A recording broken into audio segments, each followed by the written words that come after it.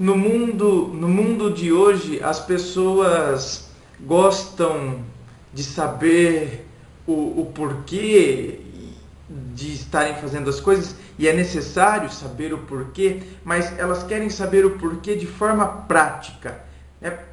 É, no que isso vai me servir? Por que eu estou fazendo tal coisa? Essa tal coisa que eu estou fazendo vai me servir na vida para quê? Ou seja, é o aspecto pragmático do mundo pós-moderno. E esse é um aspecto e uma característica que a gente vê no mundo de hoje. Aí é que tá. Então, como professor de filosofia, eu perguntaria a você que me assiste, qual a finalidade ou a praticidade, então, de se estudar e de se ver filosofia?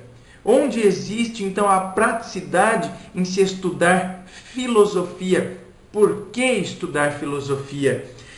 As pessoas vivem nesse mundo pragmático, nesse mundo da prática e da técnica, então parece que discutir questões sobre ser, essência, sobre virtude, ética, fica uma coisa muito no mundo das alturas, questões metafísicas que não têm incidência nenhuma na realidade concreta das pessoas.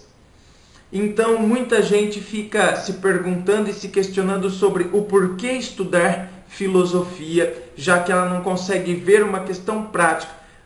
Por exemplo, matemática, a pessoa até consegue ver uma questão prática, ela pode não gostar da matemática, mas ela vê uma questão prática para a matemática. Por exemplo, eu vou aprender a fazer conta.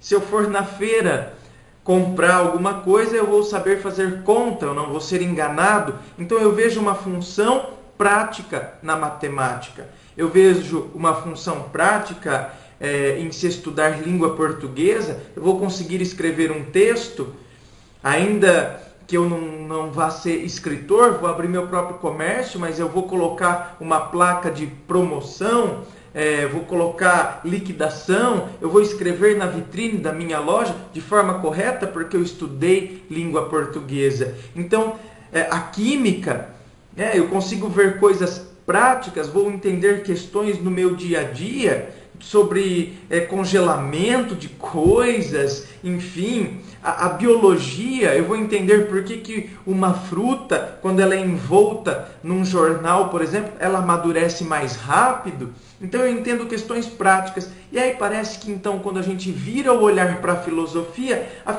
não tem incidência na vida prática. Por que eu vou estudar filosofia? Olha, professor, eu vou fazer engenharia. Professor, eu vou ser mecânico. Para que eu tenho que ver esse negócio de filosofia? Sem contar que existem os preconceitos sobre a filosofia e sobre os filósofos. As pessoas entendem que o filósofo é aquele que vive com a cabeça nas alturas, vive no mundo das alturas, então ele não pisa com os pés no chão. E veja só, muitas vezes a gente não vê que na interpretação da questão da física, na produção da redação, na interpretação do texto de português, na equação matemática, sempre há um toque de filosofia. Aliás, por exemplo, quando eu falei aí de interpretação de texto, a filosofia, isso é uma coisa muito comum e muito falada em toda a aula de filosofia, que a filosofia nos tira do senso comum e nos lança no senso crítico. Isso aí tem gente que até não aguenta mais escutar professores falarem isso. A filosofia nos tira do senso comum, nos lança no senso crítico, mas é a pura verdade. A filosofia faz com que a gente enxergue nas entrelinhas de um texto, por exemplo. Aliás, quando a gente está lendo um texto, a gente tem que saber que atrás desse texto tem um pretexto. Esse texto foi produzido, tem um pretexto, tem um contexto no qual esse texto foi produzido. A filosofia nos ensina a enxergar além e por detrás das entrelinhas de um simples texto. Aliás, a palavra texto vem do latim textus. E textos no latim significa tecido, significa entrelaçamento. O que é o tecido? O tecido nada mais é do que ele é composto e constituído. O que forma o tecido? Os fios. Vários fios é que vão formar o tecido. O que é um texto? O texto nada mais é do que uma junção de ideias, palavras. Aquela palavra, a junção de palavras é que vai formar o texto. Agora, para que esse texto seja coerente, para que esse texto tenha lógica, olha a filosofia aí. A lógica é um tratado da filosofia. Para que esse texto tenha lógica, muitas vezes eu preciso de filosofia. Eu preciso de uma argumentação lógica para elaborar aquele texto e colocar aquelas ideias e formar então o texto que se forma através da junção das várias palavras e de acordo com a ideia que eu quero transmitir e o que eu quero defender fazendo esse texto. Veja bem, a própria origem da palavra filosofia já seria suficiente para nos explicar o porquê se estudar filosofia. Por que estudar filosofia? Veja bem, filosofia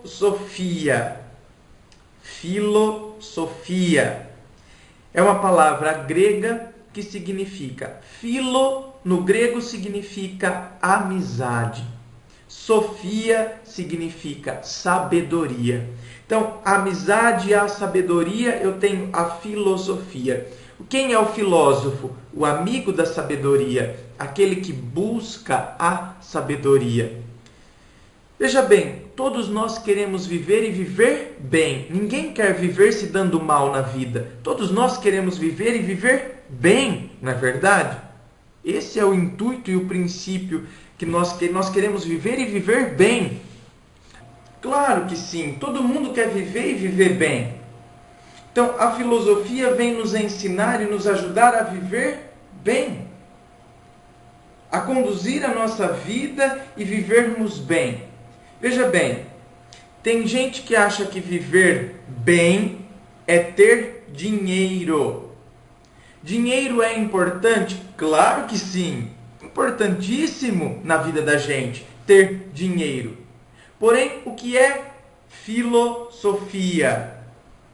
Sofia não é a sabedoria, não é você ser amigo da sabedoria. Então, você ter dinheiro com sabedoria, você ter sabedoria para usar e gastar o dinheiro, faz com que você não seja reduzido a um mero objeto de consumo, com que você não se transforme num objeto de consumo e que você não transforme o outro ser humano num objeto de consumo.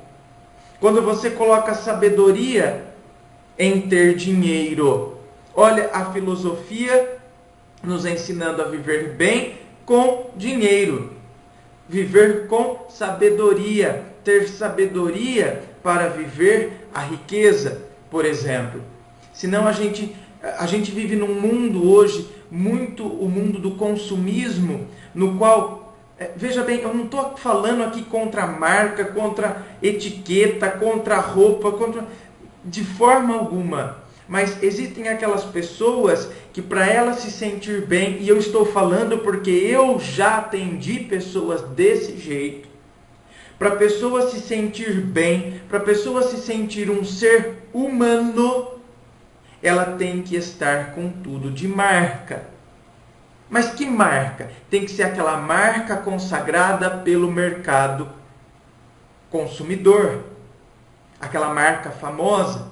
Se ela estiver usando uma camisa de marca, se ela estiver usando um tênis de marca, um sapato de marca, aí ela consegue então ter a sua autoestima elevada. Veja, eu considero isso aí um grande problema, porque a pessoa apoiou o seu bem-estar nas coisas. E cadê o conhece-te a ti mesmo de Sócrates? O mergulhar em si mesmo? Cadê o mergulhar em si mesmo socrático? conhece-te a ti mesmo. Aí é que está. Será que eu vou me reduzir a um bem de consumo? Eu não sou um bem de consumo. Eu sou um ser humano. E eu não posso também reduzir as outras pessoas a um bem de consumo. Quantas vezes as pessoas escolhem com quem elas terão amizade de acordo com a classe social a que pertence? Os títulos, a conta bancária, como se veste. Eu julgo as pessoas a partir daquilo que elas estão vestindo. Eu olho e meço as pessoas a partir da roupa que estão usando. Eu as classifico, eu as rotulo. Enfim, eu as transformo num objeto. Isso não é usar com sabedoria o dinheiro. Outras pessoas acham que viver bem é ter fama. Veja bem, às vezes as pessoas distorcem a minha teoria ou as palavras que eu estou dizendo. Eu não estou dizendo contra a fama. Porque você poderia dizer para mim, mas professor, fama não é ali muito... Não existe uma linha tênue entre fama e sucesso. E se eu tive sucesso, não é porque o meu trabalho foi reconhecido e, consequentemente, a fama veio? Concordo com você. Realmente, quando a gente tem o nosso trabalho reconhecido, a gente tem sucesso naquilo que a gente faz, automaticamente nós acabamos ficando famosos naquilo que fazemos. A fama, em muitos casos, a fama... Alguns casos não. Mas em muitos casos a fama é o reconhecimento do seu talento. É a coroação do seu talento. Então, você poderia falar, o que existe de negativo na fama? Não existe nada de negativo na fama, desde que ela seja usada com sabedoria. Novamente, a filosofia. Se eu tiver uma base filosófica, eu consigo trabalhar com a fama de forma saudável para que eu viva e viva bem. E então, se eu viver bem a fama, eu não vou olhar o outro como se eu tivesse um olhar de superioridade. Sabe aquelas pessoas, quando a gente popularmente diz assim, as pessoas dizem assim, ixi, a fama subiu a cabeça de fulano. Significa que ele esqueceu as origens, ele se desenraizou, ele perdeu as suas raízes, ele perdeu a sua origem. Muitos querem até negar as suas origens. É um problema. Ele quer se transformar e esquecer e apagar a sua história. E ele quer se transformar então num mito para ser idolatrado, adorado. E aí ele olha os outros com superioridade e não percebe que existe a igualdade de ser humano. Outras pessoas poderiam dizer, viver bem é ter poder. Ora, tem algum problema em ter poder? Claro que não, é muito bom. Quando nós vemos os políticos, o político ele tem o poder de ajudar uma instituição, uma obra assistencial, ao menos deveria. Ao menos deveria. Lutar pelo bem comum, ele tem o poder de lutar pelo bem comum. Eu estou falando agora de acordo com como deveria ser. Não vou falar neste vídeo, eu não vou falar como é. Eu vou deixar para um outro vídeo para fazer uma análise de política. Mas o político ele tem o poder para fazer e lutar pelo bem comum. Não só o político.